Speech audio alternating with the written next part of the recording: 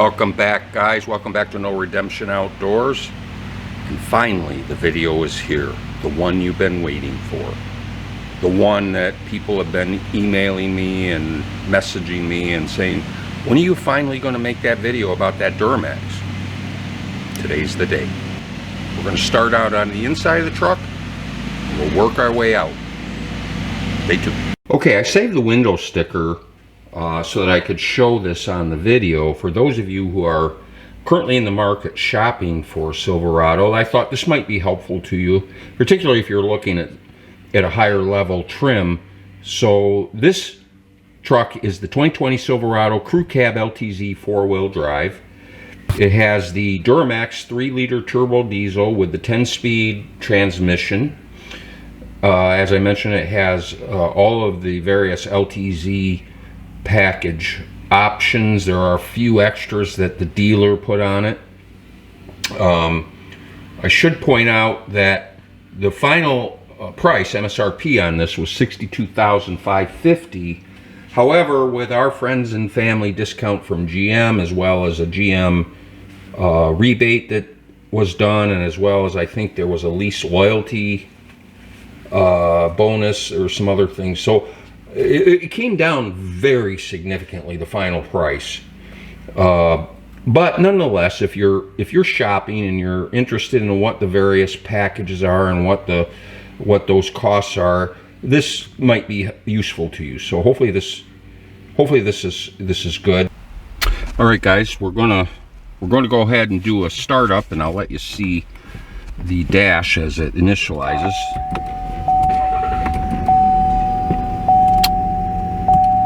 And as you see, it's running through its initialization. It is recognizing my key fob. It's going to all my memory presets.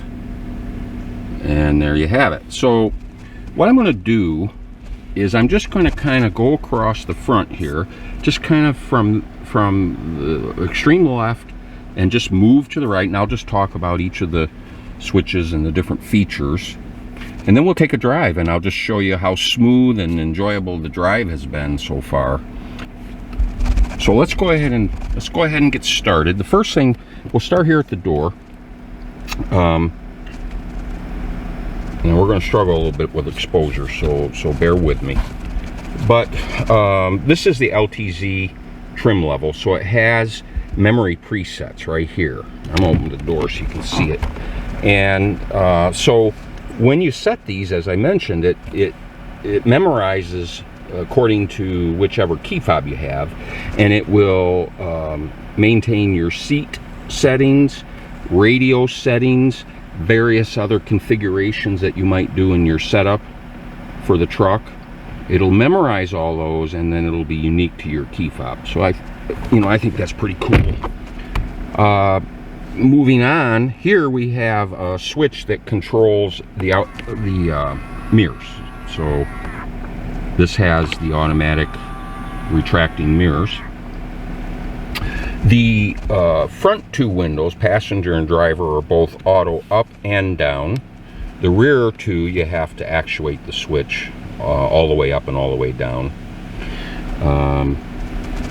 Then moving in this direction, we have the drive mode switch. Now this allows you to toggle between 3 presets and 1 tow haul mode. So I'll demonstrate. So you turn the dial, and then up on the screen it'll show you which mode you're in. So I just turned it, and now we've switched to sport mode. Sport mode adjusts, shift points. I think there's some other adjustments that it makes to make for a more sporty driving experience. I can tell you that I haven't used it much, so I have no opinion about it.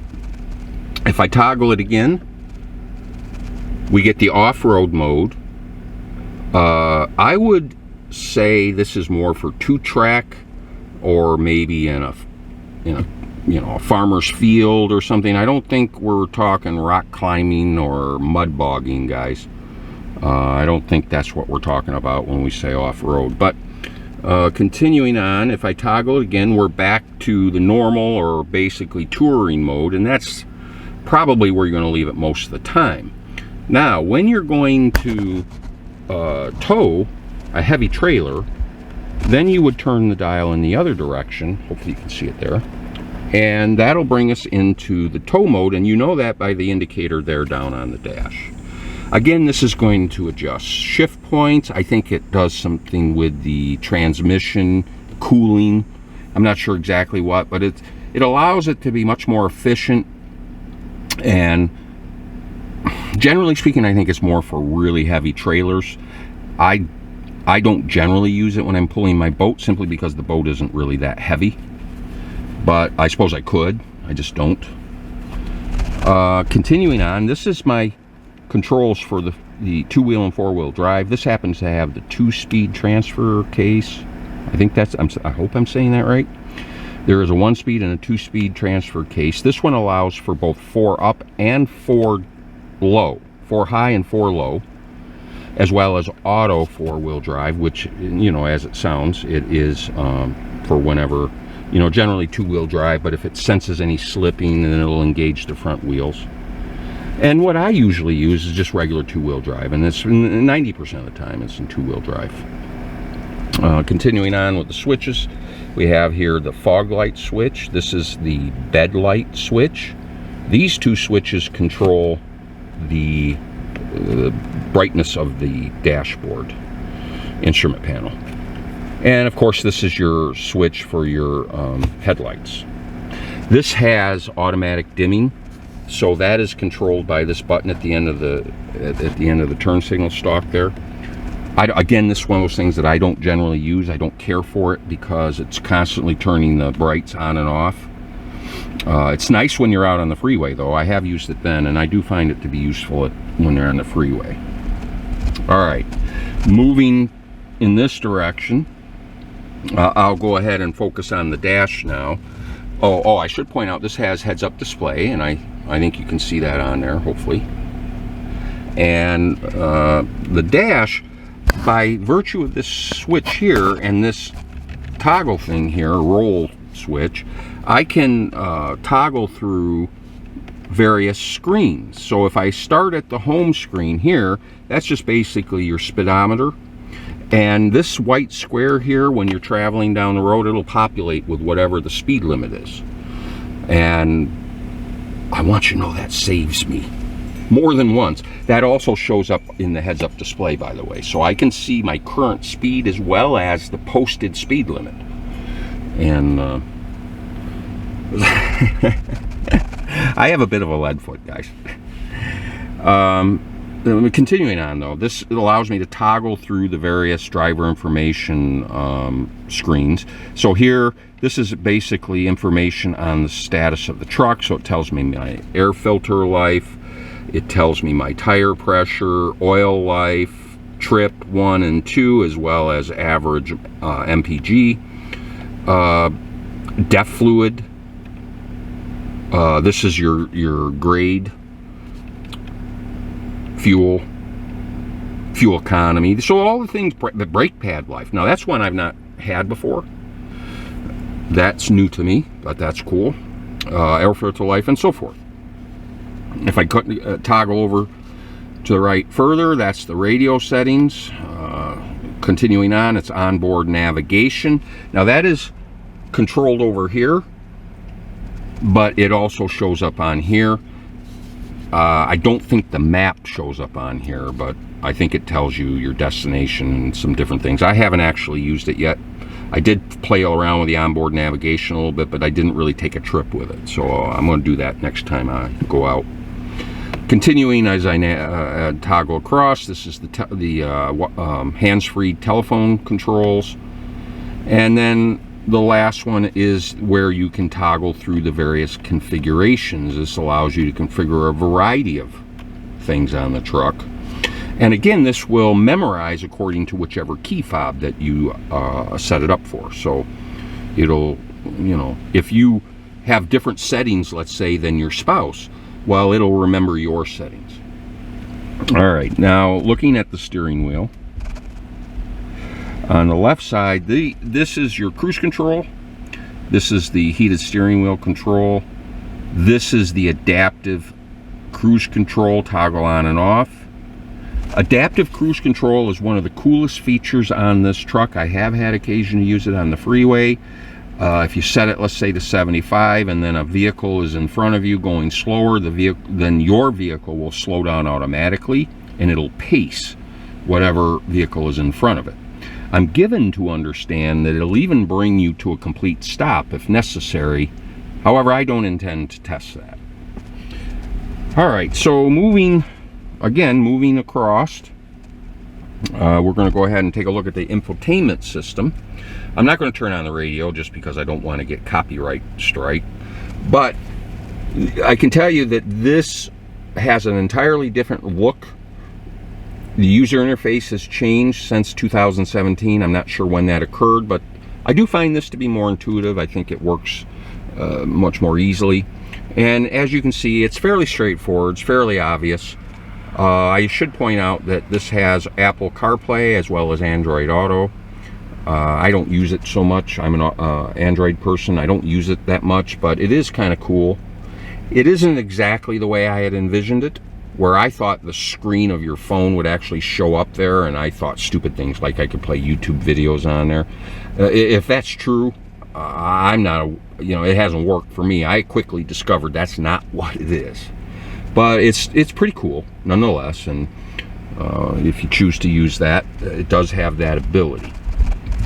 All right, and this is obviously the radio controls. Pretty straightforward. If you've got an infotainment system or anything similar to this, it's probably very much the same. The climate control is here. It is automated, so you can set it to auto and it'll take care of the rest. Obviously, you can control it manually as well. Here are the controls for the heated and vented seat. Both seats are heated and vented. The venting feature I find to be very enjoyable. I like that a lot. I've not had that before, and surprisingly enjoyable. I think I'm doing a regen right now, by the way. I am sitting here idling, and I think it's doing a regen, but I'm not sure of that. Continuing on, though, these bank of toggle switches here control a variety of things. We'll just run through them real quick. This one is the lane assist. So when you turn this on, and I go back up to my heads-up display, you can see I'm going to toggle this on and off. And so when it's on, you'll see the two lines representing the lines on either side of the lane you're traveling in. And if you drift towards either one of them, it'll indicate in your seat by vibrating. If you're drifting to the right, it'll vibrate on the right. If you're drifting to the left, it'll vibrate on the left. It's supposed to draw your attention and allow you to recenter. I have been told that if you don't recenter it, it will try to do so automatically. I don't know if that's true, guys. I haven't tried it, and I don't intend to. But if that's true and it does do that, I think that's probably a good thing. That would be a good thing just in case you start to drift off to sleep or something. All right, so continuing across here, this is the parking assist, and again, this will actuate some cameras both on the front and the back, allowing me to see how close I am, and if I get too close, it'll start to indicate by vibrating the seat. This is the auto on and off, so when you come to a stoplight and the engine shuts off, you can toggle this so that the engine will not shut off. I've gotten used to it. I don't mind it, so I don't turn it off. This is for the tailgate. This will open the tailgate. It'll also close the tailgate. And let me just say that's got a lot of wow factor. I'm not sure it's one of those things that gets me through life, being able to have a tailgate that lifts automatically, but I love to do it so that my neighbor sees it going up and down and I get a big kick out of it. So that's really what it's for. It's just showing off. I hope he doesn't see this. This is the hazards. This is the, I believe, traction control on off. This will turn on the power outlet in the bed of the truck so that you can plug in, I don't think I'd plug in a microwave, but probably a laptop or some smaller appliance you might be able to plug in there. And this is the hill assist. So this allows for when you let off your brake, and let's say you're on a hill, the truck won't roll. And that, I guess, is a useful feature for if you live in a hilly area. Here we have the brake controller, and this operates like most any trailer brake controller you've ever seen. Here are some USB outlets, as well as an AC outlet here, and the outlet to plug in whatever you might have inside the cab. I want to show you the cameras on this because that's a very, very big feature on this truck, and I wanted to spend a little more time on that. So to get to those cameras, I'm going to scroll here, and here we go. So there are a number of camera angles on this truck that I'm able to use, and so we'll just go through them. This one is the front and the back, so that's looking forward, that's looking backward. That will stay on while driving. I'm sorry, I wasn't showing you the screen, guys. That will stay on while driving for a short time, so if you want to see what's going on behind you, you can flip that on. It won't stay on the whole time you're driving, but it does stay on for, I don't know, 10 or 20 seconds. This one is a top-down look in the back and in the front. This one is a full view looking backwards. This one is for, I think that's the front tires. Let me see, I'll turn the wheels so I can see my wheels turning.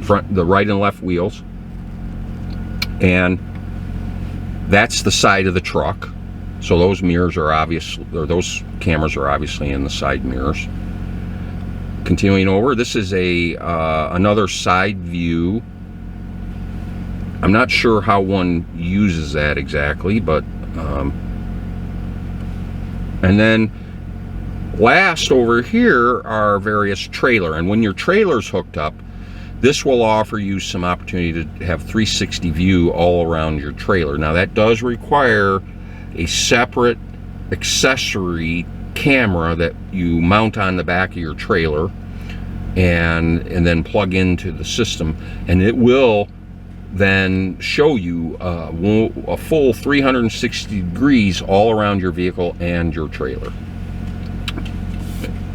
All right, and then I can hit this and toggle over, and there's a couple more. So this is the camera looking down into the bed of the truck, and this is the camera looking, now when you're backing up to a trailer, this is very useful. I should go back over here. So it's when you're backing up to a trailer, you will see a red line right there, and as you turn, that line turns. So if you're backing up to a trailer and you can see the hitch, you put that line right on that hitch, and then as you're backing up, you just adjust according to keeping it right on that hitch. And then when you get close to the hitch, you then flip over here and you can see directly down on the ball.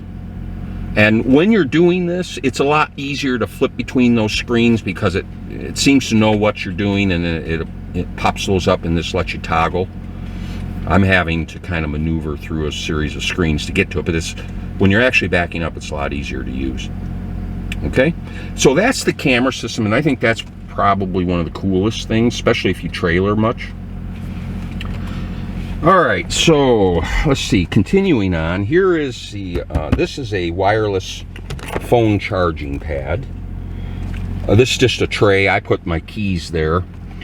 I know you guys are going to ask about these inserts. I bought these off Amazon. They have a different color, you know, different choices of color. I got the red one just because I think it looks kind of cool. It's just aesthetics, that's all. Obviously this is a these are the glove boxes. You've seen one, you've seen them all. I'm going to show you right here. This is this switch right here controls the sunroof. This is both open and close. Go ahead and close it. There is this switch over here, allows you to vent like so. This one in the center controls the back slider, open and closed. And what else do we need? This is OnStar, obviously. These are the buttons to control my garage door. I think it'll control some other things also, but I don't have anything that, you know, set up to do that. All right, what else am I forgetting here? Am I forgetting anything else? So let me show you this. This is the center console area. Now, this again this is something I got off Amazon. This I highly recommend, guys, because if you don't, all you got is this cavernous area under the console, which is fine, but trust me, this little tray, that's great. Also, by the way, I should point out right here, I'm going to go ahead and I don't know if you can see it because the lighting is so bad, but right here is a card reader. Oops, that's not good. It just flipped right out of there. There's a card reader, and this happens to be navigation card. And so I've kind of deduced, because it's kind of the same thing with the graphs on my bass boat, that, you know, you leave that in there, and that's what provides the onboard navigation with the information it needs to provide routes and so forth. I would assume that means that can be updated. I think this is an OnStar service, and so I'll be looking into it. We're in a free trial right now, but I'm going to definitely maintain the onboard navigation. Just to point out, there are a couple more USB ports here, as well as an aux port. I'm assuming that means you can plug something in there and it'll go into your stereo system in the vehicle. All right, let me jump out here and we'll take a look in the back seat real quick. All right. I should point out that the truck came with these nice WeatherTech mats. Now up front, they're branded with the Z71 logo, but I'm pretty sure they're WeatherTechs, and they are nice. They're very nice. I've always had Husky mats, but these WeatherTechs are very nice. Now this is big news for you GM guys. Rear seat vents. I don't know why they haven't had them before now, but here they are, and thank goodness for that. These are heated seats in the back, so these are the controls for either one of the outboard heated seats. Obviously these are USB outlets as well as a AC. In the back seat, I should show you this. Everybody makes a big deal out of this, by the way. Again, this is one of those kind of, you know, it's kind of cool thing. Got one on either side and hide stuff in there, I suppose. Again, these inserts, I gotta adhere this, but you can get these on Amazon. I'll put a link down below. Now, some of you are saying right now, why are your back seat belts snapped when there's nobody in it? What kind of a goof are you? Trust me, guys, this is so that they don't flap in the wind. When I have all the windows down, for some reason, if these things aren't buckled, they just flap in the wind. My other truck never did that. I don't know why this one does. And rather than suffer that irritation, I suffer the indignity of snapping the back seat belts. What last, I guess, these, I'll point these out. This button here controls these up and down. Not forward or backward, not tilt, just up and down. And oh, I should just last point out that this back seat, this is crew cab, and this back seat area is extremely large, and I'm told that they added 3 inches to the cabin, I think last year when they did the redesign, and that 3 inches really shows itself in this back seat area. This is huge. I feel like I could play a football game back here. All right, so I don't know if I mentioned, but this has the Bose stereo system. I didn't mention that. Here's the Z71 branded mats that I talked about. It's very, very cool. So let's get a look under the hood. That's what you want to see, right?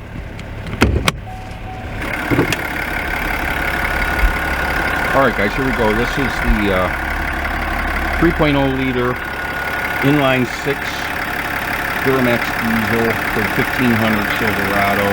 This thing puts out 277 horsepower, 460 foot-pounds of torque. This truck is very quick. Now I know you can hear that diesel chatter, and I want you to know that I have been experimenting with the audio, you know, and trying to capture some of the engine sound, and it's exaggerated. That diesel chatter is exaggerated. What you're hearing is more pronounced than what I'm hearing in real life. Although you hear that very pleasing diesel chatter, which I find to be very gratifying. I like it. It's still subtle, and when the hood's closed, you can barely hear it. I've pointed out to folks that this is a diesel, and they've been surprised. And then when they listen, they're like, "Oh yeah, I do hear it." So, you know, I find that it's got that diesel sound, but it's not overpowering. It's not obnoxious. All right, so I'll just give you a view. This has the 20-inch wheels, polished wheels. I wanted the black painted wheels, but it just didn't work out. Just didn't come to be. I'll show you that tailgate that I talked about. So there's no handle. I don't know if you caught that, but there's no handle. But you just push the button to lower it, and then I'm going to push it again, and it'll raise it up. And I'm showing off right now, and everybody's watching me, and they're thinking to themselves, "Wow, is that cool?" And then we got the dual exhaust outlets. What else can I tell you? Obviously, it's a Z71 package, and so far we have about 900 miles on her. Let me get back in the truck. We're going to go for a drive. We have 900 miles on her, so it's really too soon for me to offer up any sort of a review as such. I can give you impressions. I think what we'll do is we'll drive it for 6 months. By that time, I should be, give or take, right around 5,000 or 6,000 miles, and I will have, I think, then a you know, a fair frame of reference for an actual review. But we're going to take a little drive, so I'm going to put you on pause while I get situated, and then I'll turn the camera back on. All right, guys, here we are going for a ride, and I will talk to you about the driving experience. I'm going to link up above right now a video that I made the day I picked up the truck. It's an actual 360 video that allows you to spin around and see the entire inside of the truck. And you know, I took a little drive that day, and I shared some of my initial impressions, like literally just after picking up the truck. Now I've had it for a couple weeks. Let me just tell you that this 10-speed transmission blows me away. Now I can hear it shifting, but I can't feel it, and I really try, but it is so smooth that you never really feel it shifting. Now you can hear it, and when we get out here on the main road, I'll give it a little gas, and you can a little diesel, and you can hear it. But that being said, as we're driving along, the interior of this truck is very, very quiet. You know, being that it's a diesel, it's surprisingly quiet inside the truck. And yet, when I decide to step on the pedal, you hear it, and it's not overpowering, it's not obnoxious. So I'm going to go ahead and let you see the heads-up display. I'm going to step on a little bit here. You can hear it shifting, but I'm here to tell you that I cannot feel it shifting. It's just that smooth. And now, as we settle in, I'm going to settle in right around 50 miles an hour here, and we'll see where it settles out on an RPM.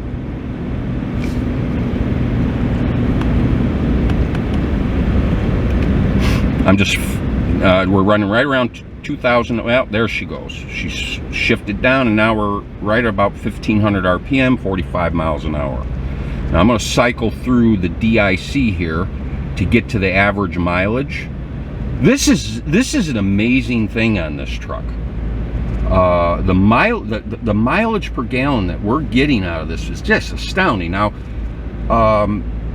right now I'm running, what you're seeing is 18.9 miles average, for the last 50 miles, which has all been in the city, and it's all been me getting in the pedal hard. And I'm getting almost 20 miles a gallon in the city. I want you to know, I don't think I ever got 20 miles a gallon even on the freeway with my other truck. It just didn't. And that's just how it was. But this thing gets out on the freeway. I'm here to tell you, we made a trip up to Owasso. If you check out my Instagram page, I put some pictures up. But I think we averaged about 28 miles to the gallon on that day. And that's about a, I don't know, 200-mile round trip, give or take. But almost 30 miles to the gallon, and I'm here to tell you that I could have done better. And I just don't know how to act with that kind of mileage. I'm just astounded by that. I'm thrilled, to be honest with you.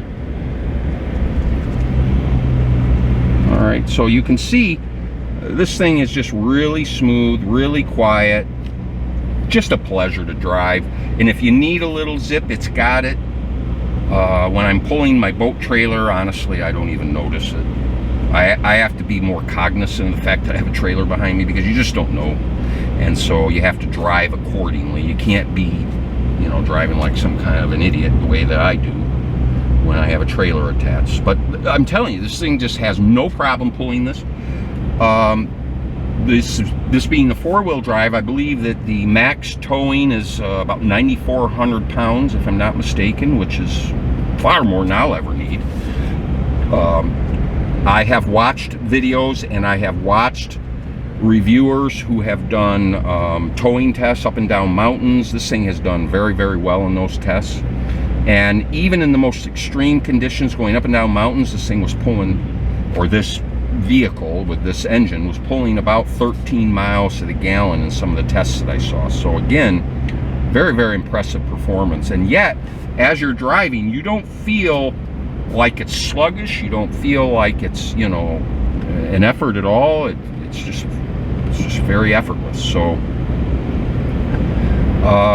that's my impression, guys. Again, at 900 miles, that's kind of what it's like so far. I have to pay attention and drive while I'm talking to you, and I am not one that can chew gum and walk at the same time. But that's my first impressions. I want you to know, if you're considering buying one of these trucks, I can tell you that there are a couple knocks on it that I have heard, and I took it into consideration when I bought it. The first thing is that with respect to the engine, the diesel guys are very unhappy with the fact that the oil pump is belt driven, and that belt has a service life of 150,000 miles, and worse than that, it's mounted on the back of the engine where you have to drop the transmission to get to it in order to change the belt. So the diesel guys are really not happy about that. For me, I'm on a lease. I'm never going to see 150,000 miles. I'm never going to see it. So I don't worry about that so much. The other thing I've heard is that these trucks have been prone to overheating. And near as I can gather, because it's a diesel and there is, you know, an emissions process that requires high temperatures and reburning some of the exhaust and DEF fluid and so forth, that it tends to run at a little higher temperature, especially when it's regenning. But apparently this has become an issue where some of them have had to be taken back to the dealers, and there have been you know, problems with it. Obviously I've not had that problem yet. It's very early. I hope I never do. But those are the two knocks, and you know, you should be aware of that if you're considering this truck. Now, that being said, holy cow, I recommend it. Nonetheless, I recommend it. And there are various trim levels, so it doesn't really matter which trim level you get. But this engine, I will tell you that if this works out on this lease, I will not be going back to a gas engine. I'm that pleased thus far, but admittedly it's early. So there you have it, guys. That's my first impression. It's not my first impression, it's my early impressions of my 2020 Silverado with the Mini-Max, the 3-liter inline 6 Duramax with the 10-speed transmission. This thing has been great. I highly, highly recommend it. I hope you've enjoyed this video, and if you have, please subscribe and hit the notification bell down below. Drop me a comment. What do you think of this truck? Do you have one? What do you got Dodge guys and you Ford guys saying out there? I imagine, oh boy, I'm going to hear about it, right? Please don't ratio me. All right, guys, with that, I'm going to sign off, and I'm actually going to drive before I get pulled over. I hope you've enjoyed this video, and I hope it's been informative. And I will be making some more as we go along. I am getting an OBD2 and some software to monitor telemetry. And so I'll do a video on that when I get it. It's mobile on my phone, but it'll allow me to do videos and have the telemetry up on the video. And this I'm doing so that I can do a number of videos with this truck during the time that we have it. So, so that'll be fun. Hopefully you'll look forward to that. Well, one more time, thanks for stopping by, and until we meet again, guys, take care.